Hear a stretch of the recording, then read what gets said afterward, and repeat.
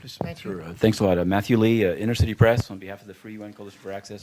Thanks for the briefing. And just to explain the lack of attendance, there's obviously a big speech on Syria by the Secretary General, so don't take it personally. But I wanted to ask about first, I see some dispute about does the Ukrainian army now fully control the border? And two, there are also some reporting on shelling near Slovyansk that actually, has killed civilians. And I just wanted to know, things do happen in the course of war, but are any of these reports, do you take them? Do you acknowledge that they happened?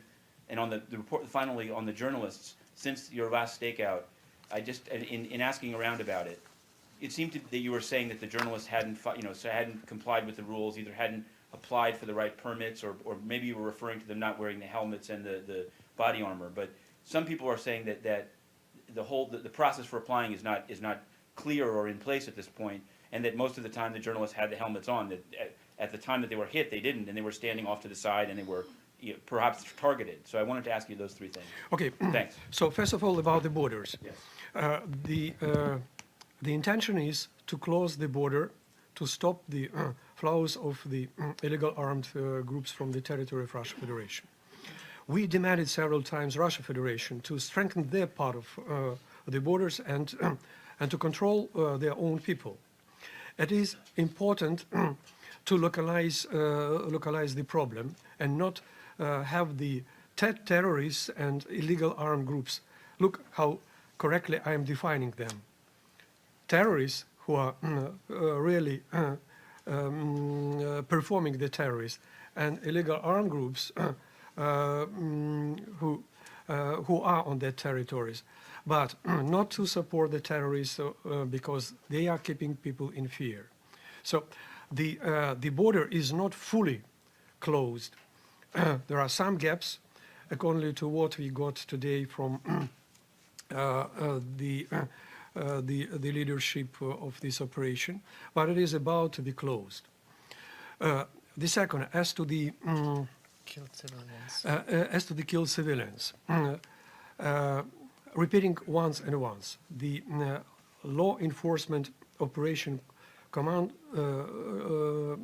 knows that they are to respect the first goal, not to harm the people, not to use the heavy weaponry, not to attack the terrorists when they are in the residential areas. So what we observed, contrary to what is being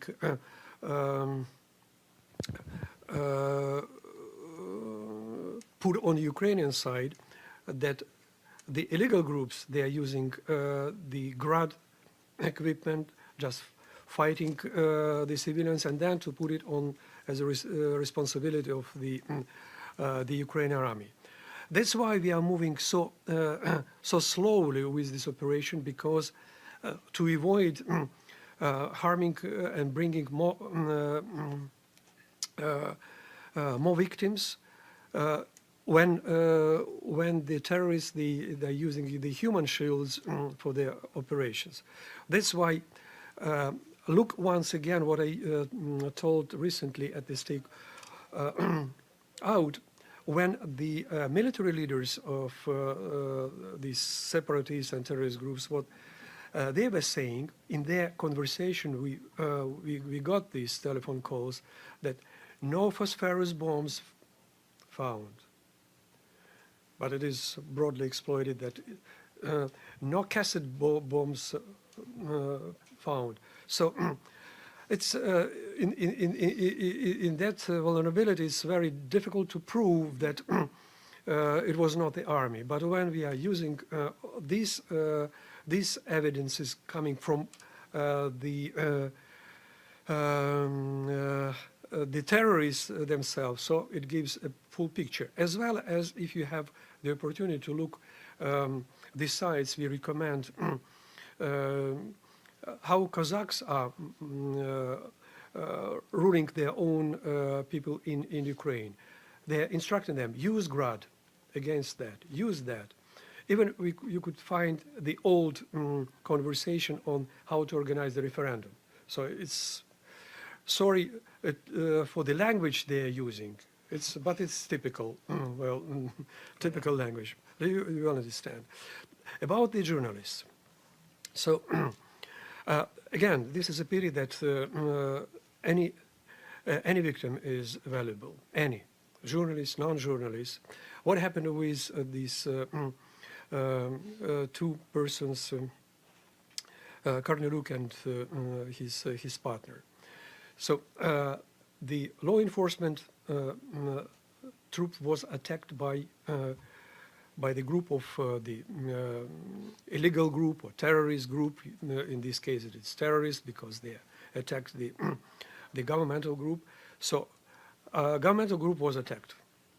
Governmental group reacted, and they killed 10 and injured several. Among them, one journalist was killed. Another, Korneluk, was injured, but he died in the hospital.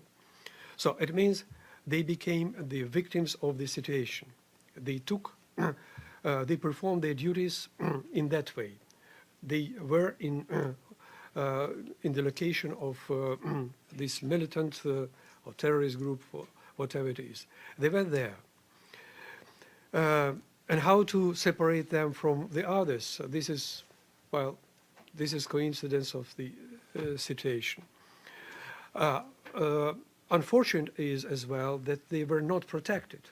Most probably, if they are protected, but by what is recommended to all the journalists, most probably having casque or to have the armor, they could survive, but they did not that. As well as they were not accredited as to the recommendation. As well, we can't identify if they came as journalists or as some of them are coming without notification whom they are. So that's why this is a complex situation, frankly. It's a sorrow that they were killed, but at the same time, so they found themselves in the risk of their own.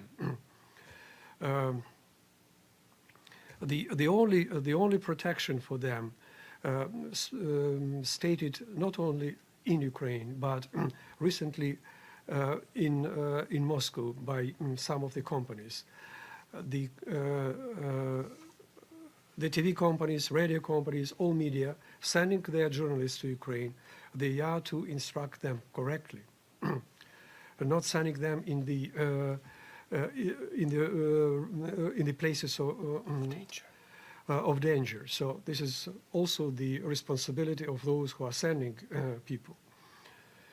So I don't know what to add more for that. Can I just ask one quick follow-up? Yeah. It's a very specific one. And it has to do with, and again, I don't know if you'll know this, but maybe you can get back to. There's a report, and I'm not saying that it's true or not, but and it's a particular, very specific report of a 5-year-old boy named Arseny Danchenko in a suburb of Slovyansk called Golubovka. And again, I'm asking you this, and it says basically that the army was shelling the town. He was in a cellar, and when he came out, he got hit. And I mean, that's why I prefaced it by saying things can happen. But do you believe that this did happen? So this is the case where we know the answer. Mm-hmm. So Igor has just reminded me, because this was explained. Mm-hmm. It's a fake. Okay. It's a fake. It's a fake. The message which was cooked by Russian media, and so it was just to put in a difficult situation both Ukrainian media and to put the Ukrainian armed group in that kind of situation. So it was. So you're saying this kid never existed, or the kid didn't die, or? It was not. Yeah. If you permit, Ambassador, I will make a comment. Please. Unfortunately, a lot of TV screens and from the news of Russian channels that we see are unveiled by Ukrainian colleagues, performing the lies and spreading the false information. We have a lot of specially created websites that are unveiling Russian propaganda. This it was shown recently on the first state Russian channel, and it was discovered that Ukrainian journalists found even the neighbors of this boy, and they confirmed that it was the family of this boy was paid to create kind of theater, you know, for the Russian TV screens. So it is already confirmed by Ukrainian journalists, of course not official, but Ukrainian journalists discovered that it was absolutely false. Well, The boy is alive, we'll find then. yeah, so it's, All right, thanks. Any more take this questions? statement as mine. Well, so as well as about the journalist from Zvezda, you asked me last time. So in these papers you could find a photo fact when they apologized before all the Ukrainian nation for the information they sent, they demanded to send. So it gives the perception that not all of them, they are performing in Ukraine in a fair, transparent way.